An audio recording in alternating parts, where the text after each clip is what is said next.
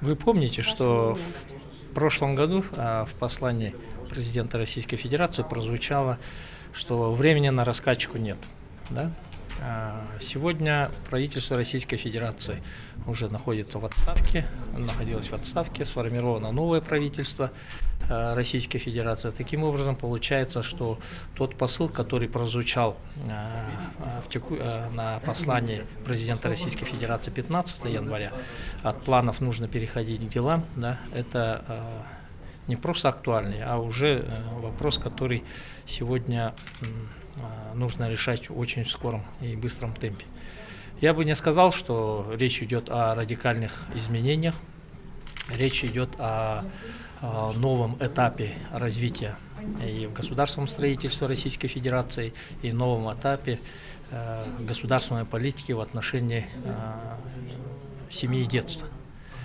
Ну, речь, конечно, не ограничивается поддержкой семьи и детства теми серьезными средствами, которые должны быть предусмотрены уже в 2020 году.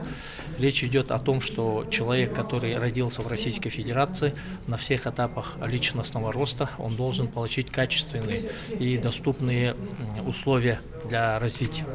Как это и сказано в Конституции Российской Федерации, у нас человек является высшей ценностью, соответственно, вот этот посыл, он находит последовательное отражение, должен находить последовательное отражение в государственной политике Российской Федерации. Что касается сегодняшнего совета Государственного собрания Ил-Тумен, то, безусловно, мы готовились к тому, что послание президента Российской Федерации внесет серьезные коррективы в деятельность Государственного собрания Ил-Тумен. Вы помните, на 12-м пленарном очередном заседании мы применили примерную программу на год, перешли на годичное планирование своей работы и понимали, что как только будет послание президента Российской Федерации, мы внесем коррективы. Сегодня проведены предварительные консультации с председателем правительства Республики Саха-Якутия.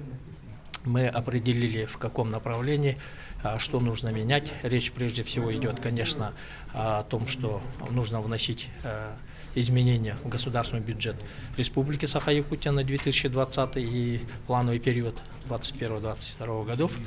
Речь идет о достаточно большом массиве подзаконных нормативных правовых актов. И Совет Государственного собрания Ил-Тумен как раз акцентирует на тех моментах, которые необходимо сегодня ускорить. Мы обращаемся к разным общественным и политическим силам в Республике Саха-Якутия, что сегодня необходимо те принципы, которые были в год консолидации озвучены главой Республики Саха-Якутия, в рамках года патриотизма придать новое качество, новое содержание.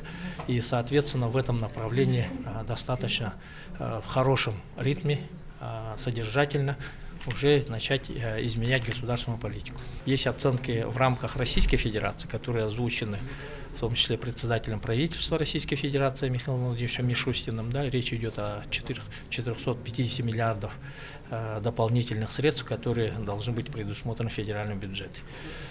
Учитывая особенности Республики Саха-Якутия, конечно, мы надеемся, что основываясь на том опыте и на той практике, которая сложилась в Республике Саха-Якутия, понимая деятельность главы республики, правительства, их возможности и способности отстаивать интересы республики, мы надеемся, что изменения будут существенны.